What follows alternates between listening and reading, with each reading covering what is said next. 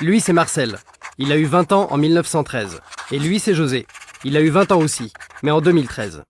A priori, ils sont très différents, mais pourtant, ils ont un point commun. Ils sont tous les deux maçons.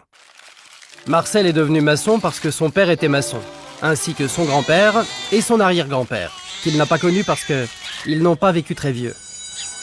José, lui, est devenu maçon parce qu'à la sortie de l'école, il aimait bien aller regarder les grues sur les chantiers et que les ouvriers qui y travaillaient étaient très costauds. Marcel a connu les terrassements à la pelle, les échafaudages en bois et les transports de pierres à la poulie.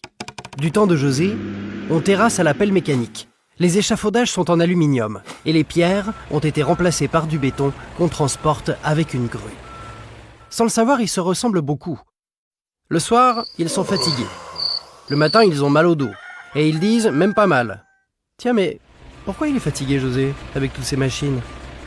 Parce que la vitesse de production s'est multipliée par 10 en un siècle? Ah d'accord. Ce qui fait la vraie différence entre les deux, c'est que Marcel, à 50 ans, il était tout cassé. Oh, bah c'est bien vrai, ça. Et que José, lui, si tout va bien, à 50 ans, il pourra encore courir le marathon. Ce n'est pas le fruit du hasard. Il n'y a pas de fatalité. La médecine a évolué et l'hygiène de vie et les conditions de travail se sont nettement améliorées. Depuis toujours, l'homme recherche des idées intelligentes pour améliorer son quotidien, se faciliter la vie et développer des projets personnels. Mais le phénomène s'est accéléré ces dernières années.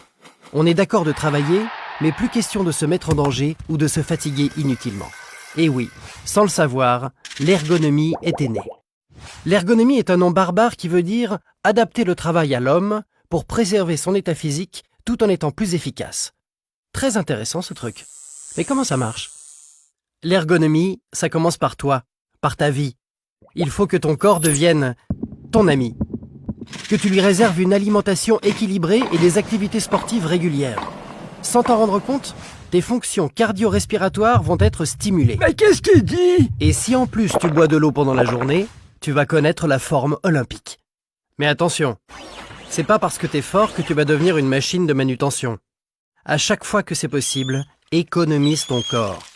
Il y a des gens qui ont réfléchi pour inventer la roue et toutes sortes de matériel adapté à ton job. Des manuels, des automatiques, des hydrauliques. Même quand tu fais de petits efforts, la répétitivité va t'abîmer. L'ergonomie, c'est aussi savoir s'adapter au milieu environnant. Aménager son espace de travail en fonction de la qualité d'éclairage, ou se protéger du bruit et des poussières qui sont très nocifs pour ton corps. L'ergonomie optimisée, c'est celle qui est pensée par toi. Tu anticipes pour éviter les répétitions et trajets inutiles, et tu calcules pour travailler le plus souvent possible à hauteur d'homme. En ne conservant que le matériel strictement nécessaire, tu préserves ton espace de travail et te simplifies les accès. L'ergonomie, c'est l'affaire de toute l'entreprise. Dès la conception du projet, des services méthodes, achats et matériel, jusqu'à l'encadrement travaux, pour que sur le chantier, tu puisses utiliser une nacelle plutôt qu'un pont roulant, du béton autoplaçant au lieu du béton traditionnel à vibrer, ou des mannequins en résine qui sont beaucoup plus légers. L'ergonomie, c'est une façon de penser et d'agir pour tout le monde qui permettra de vivre mieux, plus longtemps, en s'investissant dans des projets personnels. Oh, si j'avais su! Bon, je vous quitte. Je vous donne rendez-vous dans 40 ans. Et d'ici là, portez-vous bien.